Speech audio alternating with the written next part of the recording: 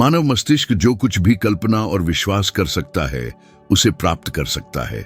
Napoleon Hill का यह कथन इतना शक्तिशाली है कि यह कुछ असहजता पैदा कर सकता है। यदि व्यक्तिगत विश्वास ही उपलब्धि का उत्प्रेरक है, तो जनसंख्या का एक बड़ा हिस्सा आरण, भय और कमी की स्थिति में क्यों बना रहता है? क्या इसका कारण किसी दिव्य शक्ति, सामाजिक आर्थिक व्यवस्था या हमारी अपनी आंतरिक बनावट में निहित है? आज सार्वभौमिक धन के विधान का अनावरण किया जाएगा, जैसा कि पवित्र ग्रंथों और नेपोलियन हिल के सिद्धांतों दोनों में प्रकट हुआ है। नेपोलियन हिल वह विद्वान है जिन्होंने इतिहास के सबसे बड़े धनपतियों जैसे हेनरी फोर्ड, थॉमस एडिसन और एंड्रयू कार्नेगी के विश्लेषण के लिए अपना जीवन समर्पित किया और सफलता के उन सिद्धांतों को उजागर किया जिन्होंने लाखों लोगों के जीवन को बदल दिया। हालांकि यह ध्यान रखना महत्वपूर्ण है, यह सामग्री त्वरित धन प्राप्ति के बारे में नहीं है। यह समृद्धि की धारणा में परिवर्तन और इस समझ के बारे में है कि जब विषय संपन्नता हो तो पवित्र ग्रंथ और नेपोलियन हिल एक ही संदेश पर सहमत होते हैं। मरकुस रचित सुसमाचार अध्याय 11 पद 24 में घोषणा की गई है कि प्रार्थना में जो कुछ भी मांगा जाता है उस पर विश्वास करना चाहिए कि वह पहले ही प्राप्त हो चुका है और इस प्रकार वह प्रकट होगा। नेपोलियन हिल ने दशकों बाद इसी सत्य को अलग शब्दावली में व्यक्त किया।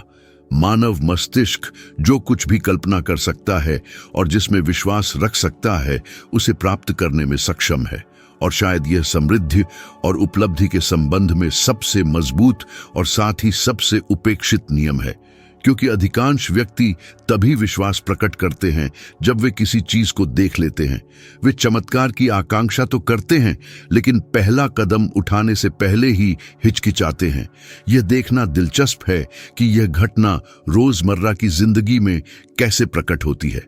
कितनी बार कोई यह घोषणा करता है कि वह तभी कोई उद्यम शुरू करेगा जब उसके पास वित्तीय संसाधन होंगे, वह तभी कोई व्यवसाय खोलेगा जब उसके पास समय होगा, वह तभी निवेश करेगा जब उसके पास अधिशेष होगा। और परिणाम क्या होता है? वह क्षण कभी साकार नहीं होता। मन अपनी ही कैद बना लेता है, क्योंकि वह क्रिया को उन चीजों पर निर्भर करता है जो भौतिक स्तर पर अभी मौजूद नहीं है। और अकाट्य सत्य यह है कि ब्रह्मांड केवल इच्छा पर प्रतिक्रिया नहीं करता, बल्कि गहरी दृढ़ विश्वास पर प्रतिक्रिया करता है। जिस पर दृढ़ता से विश्वास किया जाता है वह व्यवहार, निर्णयों और परिणाम स्वरूप परिणामों को आकार देता है। नेपोलियन हिल ने इस वास्तविकता को स्पष्ट रूप से आत्मसात किया। अपनी युवावस्था में उनके पास कुछ भी नहीं था। वह एक मामूली पत्रकार थे, सवालों में डूबे हुए, सफलता के स्पष्टीकरण की तलाश में। एक दिन उन्हें दुनिया के सबसे धनी व्यक्तियों में से एक एंड्रयू कार्नेगी के साथ एक साक्षात्कार के लिए आमंत्रित किया गया। हिल के पास ट्रेन के किराए के लिए भी पैसे नहीं थे, लेकिन उन्होंने निमंत्रण स्वीकार कर लिया। उनके मन में यह विश्वास था कि कुछ बड़ा होने वाला है, और वास्तव में उस मुलाकात ने उनके जीवन की दिशा को पूरी तरह से बदल दिया। कार्नेगी युवा की हिम्मत से प्रभावित होकर उन्हें अपने जीवन के अगले 20 साल सफलता के सार्वभौमिक सिद्धांतों की खोज और व्यवस्थित करने के लिए समर्पित करने के लिए प्रेरित किया। बिना किसी वित्तीय गारंटी के, बिना किसी औपचारिक अनुबंध के, केवल विश्वास और एक अटूट उद्देश्य के साथ। उस स्थिति की कल्पना करें, एक साधनहीन युवक ग्रह के सबसे प्रभावशाली पुरुषों में से एक के सामने एक ऐसा काम स्वीकार कर रहा है जिसके लिए दशकों के प्रयास और तत्काल प्रतिफल की कोई गारंटी नहीं थी। कोई भी सामान्य व्यक्ति निराशा के आगे हार मान लेता, लेकिन हिल ने देखने से पहले विश्वास किया। उन्होंने उस दृष्टि में अपना विश्वास रखा जो अभी तक भौतिक दुनिया में साकार नहीं हुई थी, और इस विश्वास ने उन्हें 500 से अधिक धनी व्यक्तियों का साक्षात्कार करने, सफल दिमागों को निर्देशित करने वाले पैटर्नों को समझने और लाखों लोगों के जीवन को प्रभावित करने वाले साहित्यिक कार्यों की रचना करने के लिए प्रेरित किया। अब जरा सोचिए, पाठक ने कितनी बार यह मानकर प्रयास छोड़ दिया कि समय अनुकूल नहीं था।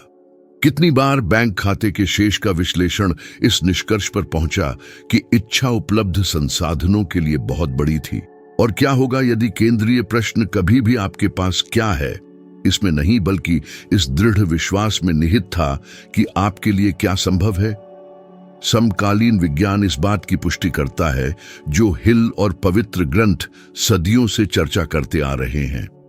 सकारात्मक मनोविज्ञान और तंत्रिका विज्ञान के अध्ययन से पता चलता है कि जो व्यक्ति ईमानदारी से अपने लक्ष्यों में विश्वास करते हैं उनमें सफलता की संभावना काफी अधिक होती है, क्योंकि मस्तिष्क की कार्य प्रणाली बदल जाती है।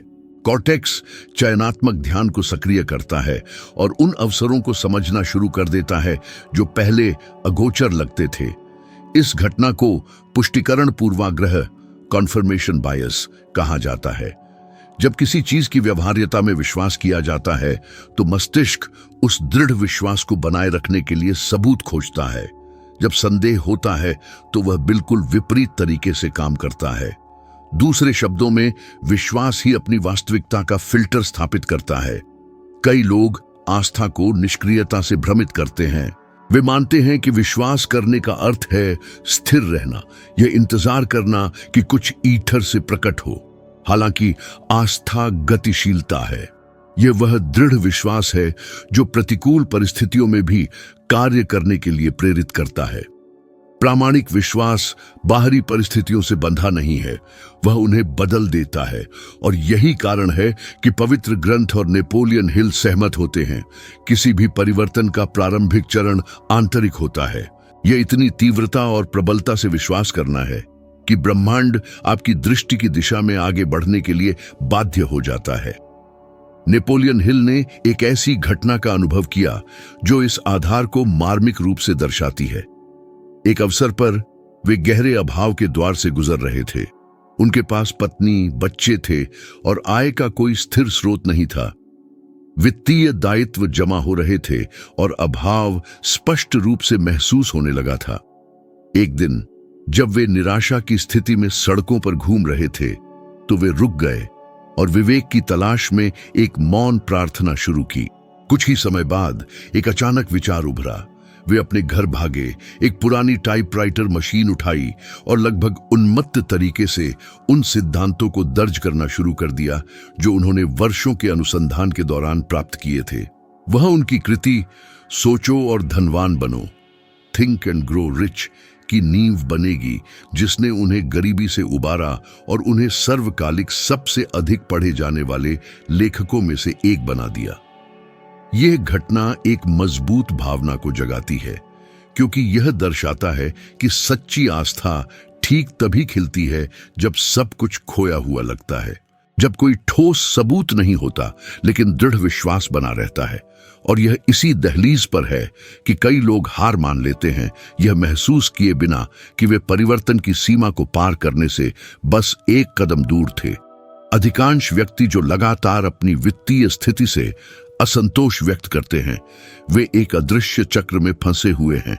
वे मानते हैं कि उन्हें खुद पर विश्वास करने के लिए संसाधनों की आवश्यकता है, जबकि वास्तव में उन्हें ऐसे संसाधनों को आकर्षित करने के लिए सबसे पहले विश्वास करने की आवश्यकता है। यह एक ऐसा विरोधाभास है जिसे कुछ ही लोग समझते हैं। चुनौती सरल है, फिर भी गहरी है। लगातार 7 दिनों तक हर सुबह उस चीज का एक अभिकथन दर्ज करें जिसे आप साकार करना चाहते हैं, लेकिन उसे ऐसे लिखें जैसे वह पहले से ही एक वास्तविकता है, एक इच्छा के रूप में नहीं बल्कि एक सिद्ध तथ्य के रूप में। मेरा जीवन भरपूर है, मैं उद्देश्य और समृद्धि के साथ जीता हूं।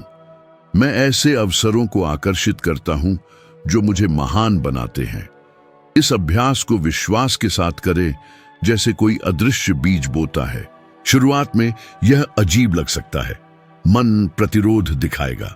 हालांकि यदि दृढ़ता बनी रहती है तो एक आंतरिक परिवर्तन महसूस होगा और यहीं से प्रक्रिया शुरू होती है। धन संपदा का जन्म वित्तीय संस्थानों में नहीं बल्कि मानसिक दायरे में होता है।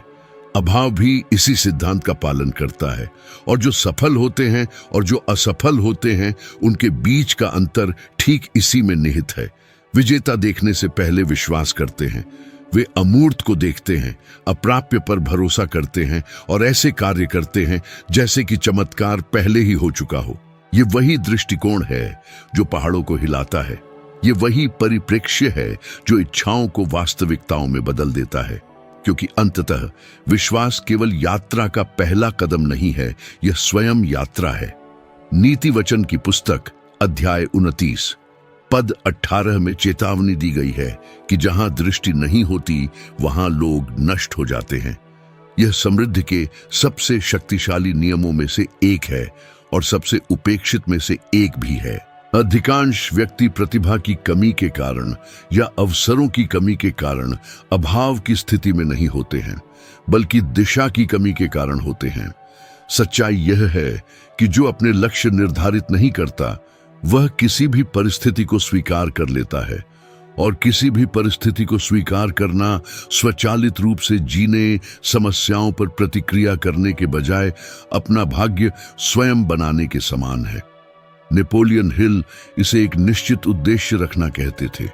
उनका मानना था कि स्पष्टता किसी भी प्रकार की सफलता के लिए मूलभूत पूर्व आवश्यकता है। स्पष्टता के बिना कोई ध्यान केंद्रित नहीं होता और बिना ध्यान केंद्रित किए कोई परिणाम नहीं होता। यह लक्ष्य को देखे बिना तीर चलाने की कोशिश करने जैसा है। प्रयास कितना भी बड़ा क्यों न हो, तीर भटक जाएगा। हिल का दावा था कि उनके द्वारा शोध किए गए सभी धनवान और सफल व्यक्तियों में एक सामान्य विशेषता थी। उन्हें ठीक ठीक पता था कि वे क्या चाहते थे और उसे पाने के लिए आवश्यक कीमत चुकाने को तैयार थे। हालांकि कई लोगों की प्रगति में बाधा डालने वाला सवाल यह है, मैं वास्तव में क्या चाहता हूं? यह सवाल तुच्छ लग सकता है, लेकिन ऐसा नहीं है, क्योंकि अधिकांश लोगों ने कभी गहराई से आत्मचिंतन नहीं किया। वे कहते हैं कि वे अधिक कमाई करना चाहते हैं, लेकिन वे इस इच्छा को मापते नहीं। वे कहते हैं कि वे अपना जीवन बदलना चाहते हैं, लेकिन इस बदलाव का उनके पास कोई स्पष्ट खाका नहीं होता। और समस्या इस बात में है कि मानव मस्तिष्क को उन तंत्रिका मार्गों को बनाने के लिए विशिष्ट लक्ष्यों की आवश्यकता होती है जो उन तक ले जाएंगे। जब कोई कहता है मैं अमीर बनना चाहता हूं, तो मस्तिष्क को कोई स्पष्ट निर्देश नहीं मिलता। हालांकि जब कोई स्पष्ट रूप से कहता है मैं 3 साल में $1,00,000 का निवेश चाहता हूं, तो मस्तिष्क उन तरीकों, अवसरों और आदतों की पहचान करना शुरू कर देता है जो व्यक्ति को इस लक्ष्य के करीब लाएंगे। हिल ने यह सबक मुश्किल तरीके से सीखा। अपनी पुस्तक द लॉ ऑफ ट्रायम्फ लिखने में कई साल लगाने के बाद उन्होंने देखा कि उनके काम का उपहास किया गया। संपादकों ने उनके प्रस्तावों को ठुकरा दिया, आलोचकों ने उनके संदेश का मजाक उड़ाया और उन्होंने अपनी अधिकांश संपत्ति खो दी। यह संकट का दौर था और कई लोगों को उम्मीद थी कि वह हार मान लेंगे। हालांकि उन्होंने हार नहीं मानी, क्योंकि वे एक बड़े उद्देश्य से प्रेरित थे। एंड्रयू कार्नेगी के साथ किए गए उस वादे को पूरा करना जिसमें सफलता के सार्वभौमिक सिद्धांतों को उजागर करना था। यह मिशन वह स्तंभ था जिसने उन्हें तब भी दृढ़ रखा जब बाकी सब कुछ ढह रहा था। और यही उन लोगों के बीच अंतर है जिनके पास उद्देश्य है और जिनके पास नहीं है। एक निश्चित उद्देश्य वाले व्यक्ति लगातार प्रेरणा पर निर्भर नहीं करते। उद्देश्य मुख्य प्रेरक शक्ति के रूप में कार्य करता है, जो उन्हें बाहरी समर्थन के अभाव में भी कार्रवाई के लिए प्रेरित करता है। यह उन्हें विपरीत परिस्थितियों का सामना करते हुए दृढ़ रहने में सक्षम बनाता है, दुख को अर्थ प्रदान करता है और हर बाधा को प्रगति के एक चरण में बदल देता है।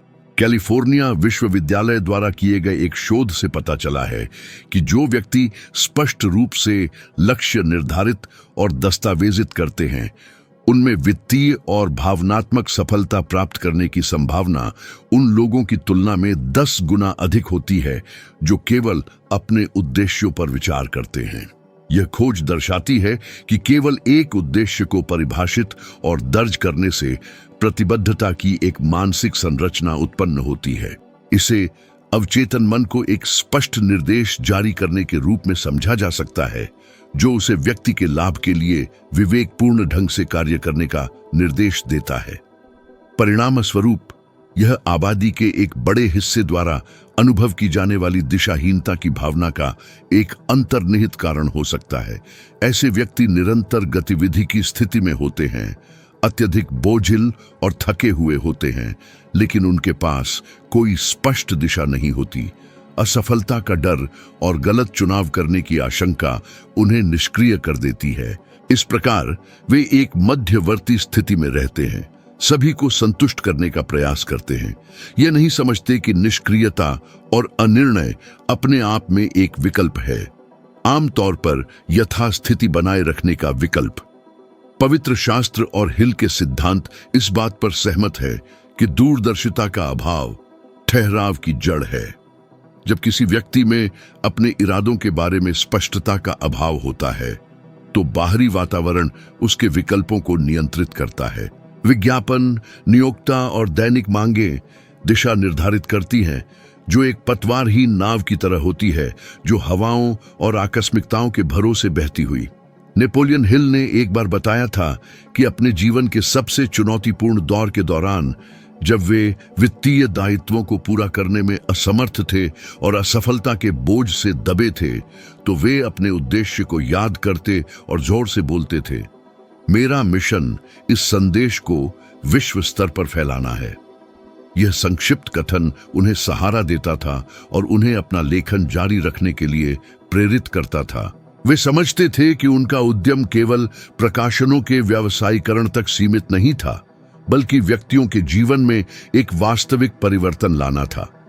यह देखना उल्लेखनीय है कि जब किसी व्यक्ति का एक सच्चा उद्देश्य होता है, तो परिस्थितियां उनके पक्ष में पुनः व्यवस्थित होने लगती है और प्रासंगिक अवसर सामने आने लगते हैं।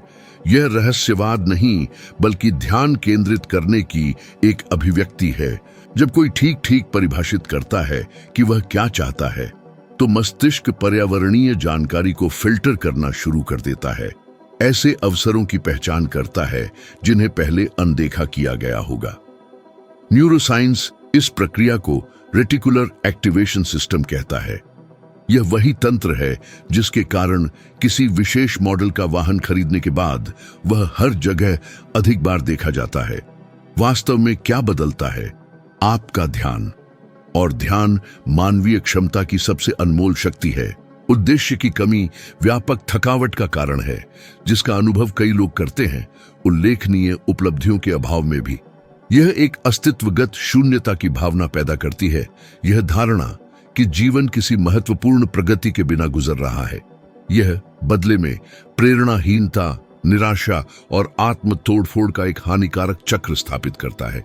एक पल के लिए उस काल्पनिक स्थिति पर विचार करें जिसमें किसी को अपनी इच्छाओं के बारे में स्पष्ट और अचूक स्पष्टता है, उनके अंतर्निहित कारण और उन्हें प्राप्त करने के लिए तैयार किए जाने वाले प्रयास भी स्पष्ट हैं। हर दिन इस विश्वास के साथ जागने की कल्पना करें कि हर क्रिया का एक इरादा होता है। हालांकि ऐसी धारणा निहित बाधाओं को खत्म नहीं करेगी, लेकिन उनसे निपटने के तरीके को काफी हद तक बदल देगी। हिल अक्सर कहते थे कि एक लक्ष्य एक समय सीमा वाला सपना है। यह मौलिक अंतर कोरे इच्छा को उद्देश्य से अलग करता है। इच्छा एक आकांक्षा को प्रकट करती है, उद्देश्य एक सोच विचार, और सोच विचार करना शक्ति का प्रयोग है। उस क्षण को चिह्नित करना जब निष्क्रियता समाप्त होती है और निष्पादन शुरू होता है। कई व्यक्ति अपना जीवन किसी संकेत, प्रोत्साहन या आदर्श स्थिति की उम्मीद में बिताते हैं। हालांकि सबसे महत्वपूर्ण परिवर्तन तब होते हैं जब कोई व्यक्ति यह तय करता है कि कार्य करने का समय वर्तमान है। निर्णय इसलिए किसी भी परिवर्तन प्रक्रिया का केंद्र बिंदु है। अब से एक अभ्यास करने का प्रस्ताव करें। अगले 3 वर्षों में अपने जीवन के लिए अपनी आकांक्षाओं को कागज के एक टुकड़े पर विस्तार से दर्ज करें।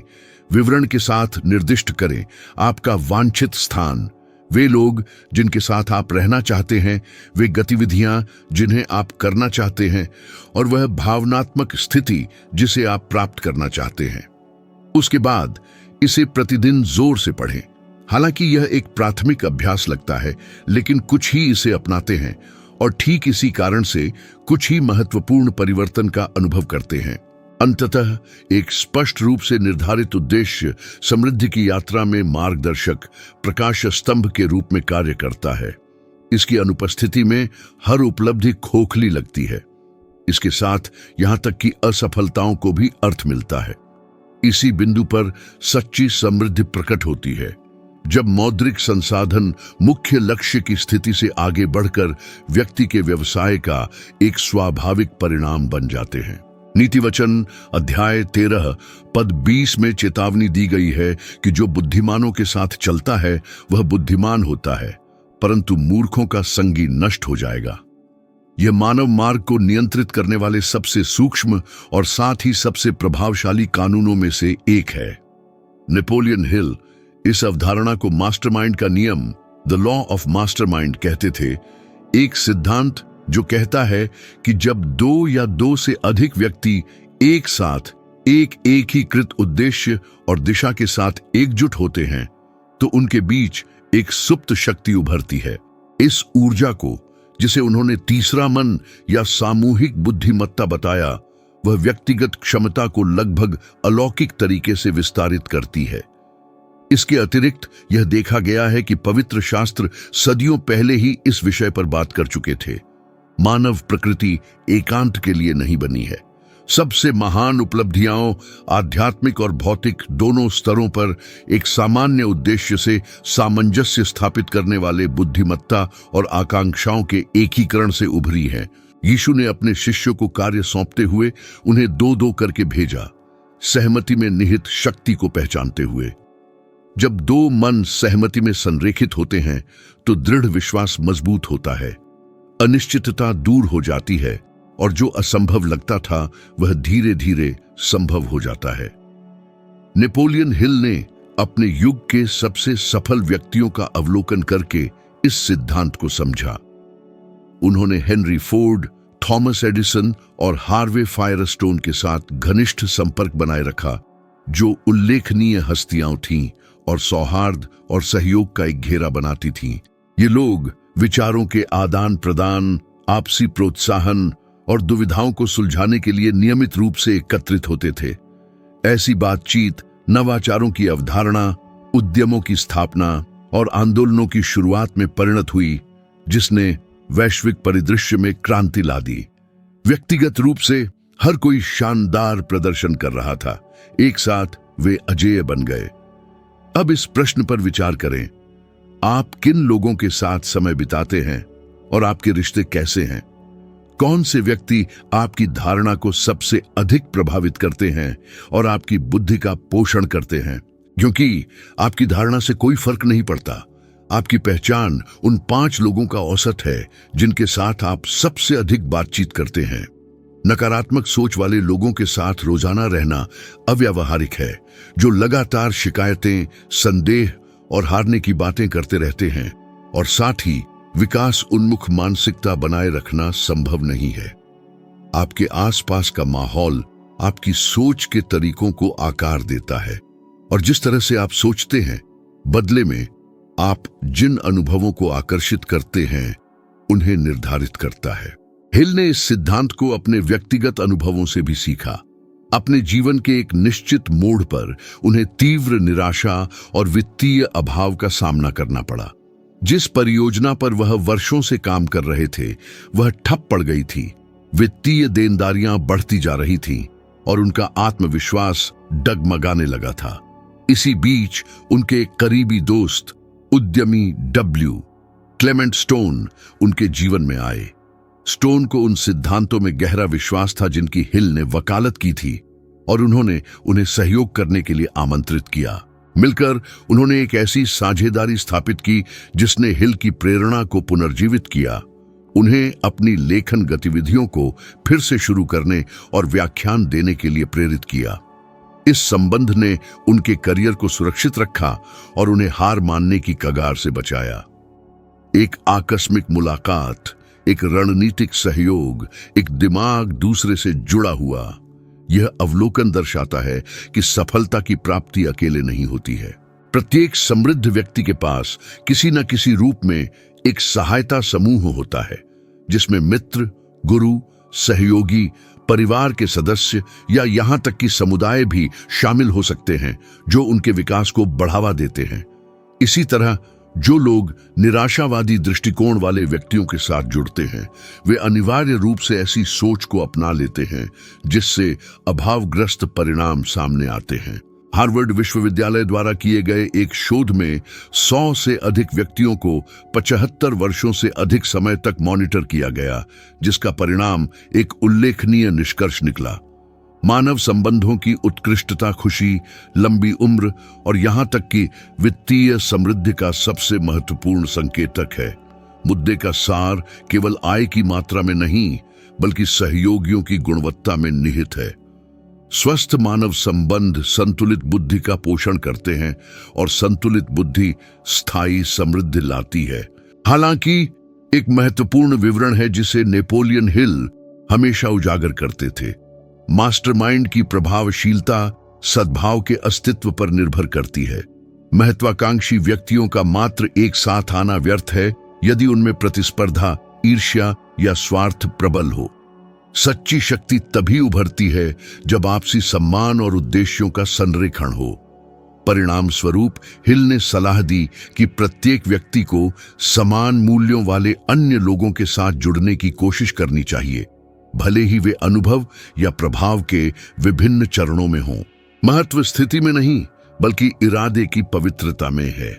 यह संभवतः बाइबल के धर्म ग्रंथों और स्वयं अस्तित्व दोनों में सबसे अधिक अनदेखी किए गए कानूनों में से एक का प्रतिनिधित्व करता है।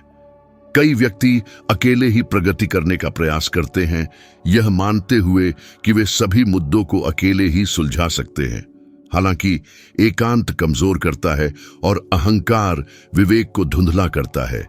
बड़ी उपलब्धियों के लिए सहयोग, विनम्रता और विश्वसनीयता की आवश्यकता होती है।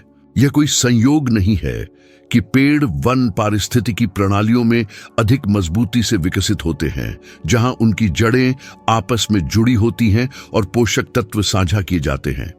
यही सिद्धांत मानवीय गतिशीलता पर भी लागू होता है। अपनी यात्रा पर विचार करते हुए ऐसे व्यक्तियों से घिरे होने के कारण कितने अवसर खो गए जिन्होंने आपकी क्षमता में विश्वास नहीं दिखाया।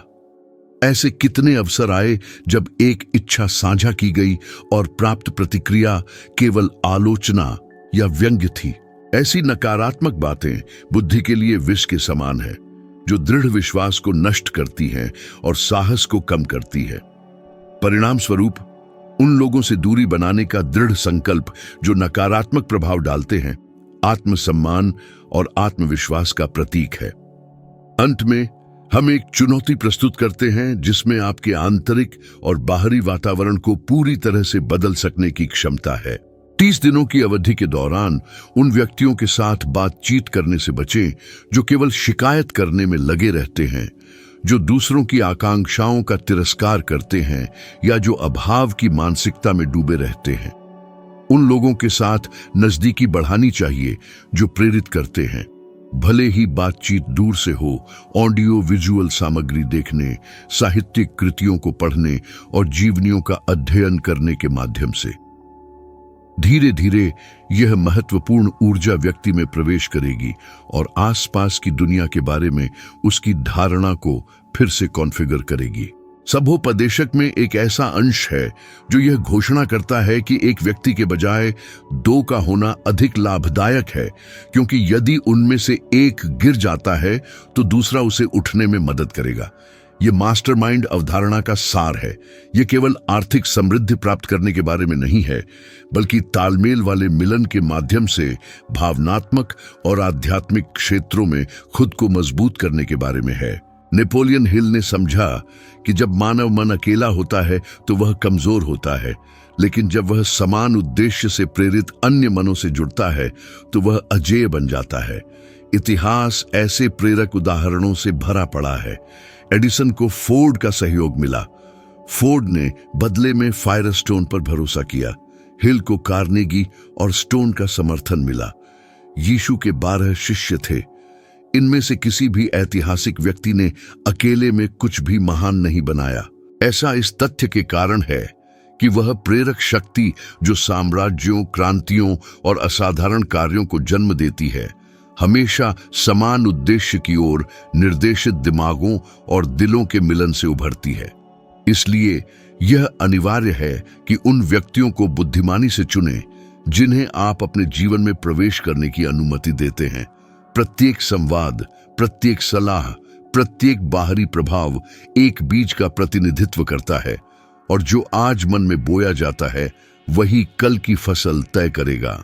पवित्र धर्म ग्रंथ गलातियों की पुस्तक अध्याय 6 पद 9 में भलाई करने में हार न मानने का आग्रह करते हैं, क्योंकि उचित समय पर फसल आएगी, बशर्ते कि निराशा न हो।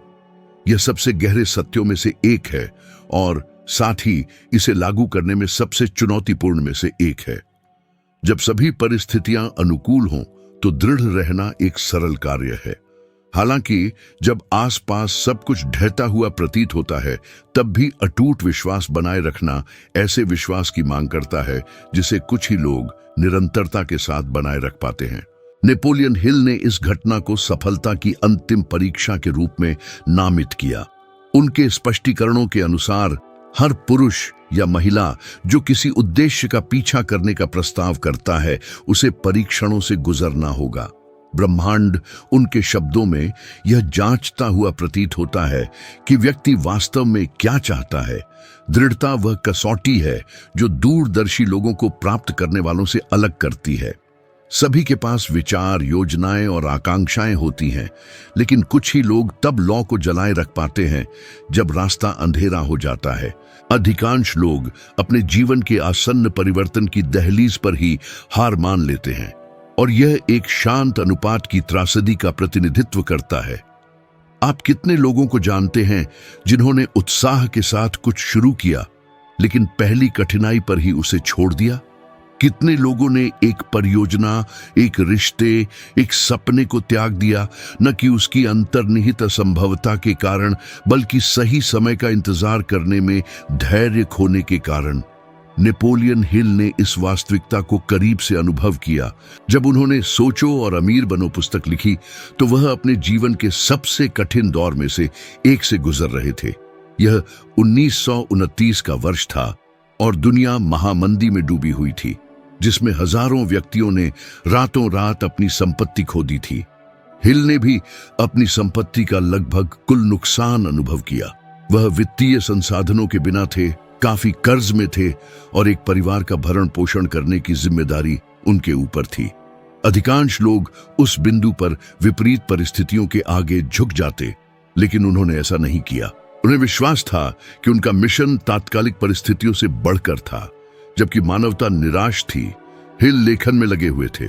पुस्तक का प्रत्येक पृष्ठ भय के खिलाफ, शारीरिक और मानसिक थकावट के खिलाफ और उन आंतरिक आवाजों के खिलाफ एक संघर्ष का प्रतिनिधित्व करता था जो आगे बढ़ने की निरर्थकता का दावा करती थी। जब यह कृति जारी की गई तो किसी ने भी उस परिवर्तनकारी प्रभाव की उम्मीद नहीं की थी जो इसका होने वाला था। 100 मिलियन से अधिक प्रतियां बेची गईं, दर्जनों भाषाओं में अनुवादित की गईं, जिससे विश्व स्तर पर अनगिनत लोगों का जीवन बदल गया। फिर भी जो बात शायद ही कभी समझी जाती है वह भावनात्मक और आध्यात्मिक कीमत है जो उस मुकाम तक पहुंचने के लिए चुकाई गई। जो एक साधारण किताब के रूप में प्रकट हुआ, वह वास्तव में अटूट विश्वास और एक ऐसी लगन का उत्पाद था जो तर्क की सीमाओं को चुनौती देती थी। और यह एक महत्वपूर्ण बिंदु है। दृढ़ता को हठधर्मिता से भ्रमित नहीं करना चाहिए। हठधर्मिता उन कार्यों पर अड़े रहने में है जो प्रभावी परिणाम नहीं देते। इसके विपरीत दृढ़ता किसी ऐसी चीज में विश्वास के साथ आगे बढ़ना है जिसका आंतरिक उद्देश्य है। दोनों के बीच अंतर इस तथ्य में निहित है कि हठधर्मिता अहंकार से पैदा होती है, जबकि दृढ़ता गहरी आस्था से फूटती है। दृढ़ रहने का अर्थ है यह समझना कि भले ही सभी प्रमाण विफलता की ओर इशारा कर रहे हों, एक अदृश्य प्रक्रिया चल रही है। यह जानना है कि देरी इनकार नहीं है, बल्कि तैयारी का एक चरण है। समकालीन विज्ञान हिल और धर्म ग्रंथों की शाश्वत शिक्षाओं की पुष्टि करता है। व्यवहारिक मनोविज्ञान के क्षेत्र में अनुसंधान दर्शाता है कि उच्च लचीलेपन वाले व्यक्ति, जिसे असफलताओं के बाद उबरने की क्षमता के रूप में परिभाषित किया गया है, सफलता और अस्तित्वगत संतुष्टि के कहीं अधिक उच्च स्तर प्राप्त करते हैं। यह सफलता जन्मजात प्रतिभा से नहीं बल्कि हार न मानने की उनकी जिद से आती है। ऐसे व्यक्ति समझते हैं कि गलती अंत नहीं है बल्कि एक मार्ग समायोजन है। लेकिन दृढ़ता इतनी कठिन चुनौती क्यों लगती है? क्योंकि मानव मन आराम चाहता है और त्वरित परिणाम व तत्काल प्रतिफल की तलाश करता है। जब प्रतिफल में देरी होती है तो मस्तिष्क आत्म सुरक्षा तंत्र सक्रिय करता है और व्यक्ति को यह समझाने की कोशिश करता है कि जारी रखना फायदेमंद नहीं है। यहीं पर अधिकांश लोग अपनी गतिविधियां बंद कर देते हैं। असफलता का डर, दूसरों की राय का डर, हास्यास्पद दिखने का डर दृढ़ता का सबसे बड़ा दुश्मन है। नेपोलियन हिल एक अजीबोगरीब घटना के बारे में बात करते थे। उन्होंने कहा कि हर बड़ी उपलब्धि से पहले अस्तित्व व्यक्ति को ऐसी परिस्थिति में डाल देगा जो उसकी इच्छा के ठीक विपरीत प्रतीत होगी, मानो ब्रह्मांड उसकी सहनशीलता का परीक्षण करना चाहता हो, यह जांचने के लिए कि क्या वह अपनी मांगी हुई चीज पाने के लायक है। और जब कोई अवलोकन करता है तो यह पता चलता है कि यह पैटर्न उल्लेखनीय आवृत्ति के साथ दोहराया जाता है। सबसे शानदार जीत सबसे बड़ी निराशा के क्षणों से उभरती है।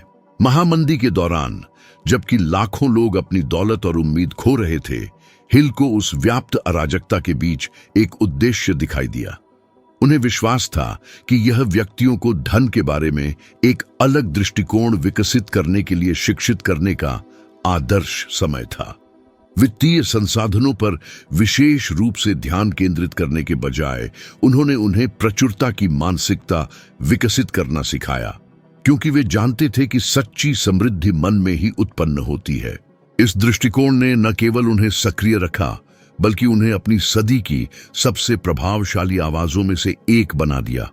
अब सोचिए, कितनी बार व्यक्ति ने तब हार मान ली जब वह किसी परिणाम की प्राप्ति से बस एक कदम दूर था। कितने अवसरों को यह सोचकर छोड़ दिया गया कि वे उसके लिए नहीं थे। और क्या होगा अगर अगली कोशिश ही वह हो जो सब कुछ बदल दे? अनुमान लगाना असंभव है। फिर भी जो दृढ़ रहते हैं वे जान जाते हैं, जो हार मान लेते हैं वे कभी नहीं जान पाएंगे। दृढ़ता इसके अलावा अनुप्रयुक्त विश्वास की अभिव्यक्ति है। यह पूर्ण सक्रियता में विश्वास है। इसमें प्रगति के स्पष्ट संकेतों की अनुपस्थिति में भी कार्य करते रहना शामिल है। और यह धर्म ग्रंथों और नेपोलियन हिल की शिक्षाओं दोनों से प्राप्त सबसे बड़े पाठों में से एक है। समय विश्वास के परीक्षण मैदान के रूप में कार्य करता है। प्रतीक्षा अवधि के दौरान किए गए कार्य उचित समय पर फसल की प्रकृति निर्धारित करते हैं।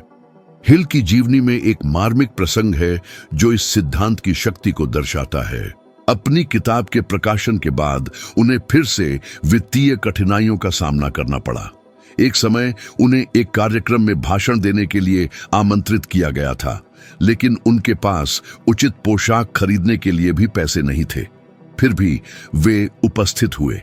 वे उधार के सूट में और ऐसे आत्मविश्वास के साथ मंच पर गए जो वस्तुनिष्ठ वास्तविकता को चुनौती देता था। उस भाषण ने उनकी यात्रा बदल दी। श्रोताओं में एक प्रमुख व्यवसायी मौजूद थे जो उनके सबसे प्रबल समर्थकों में से एक बन गए।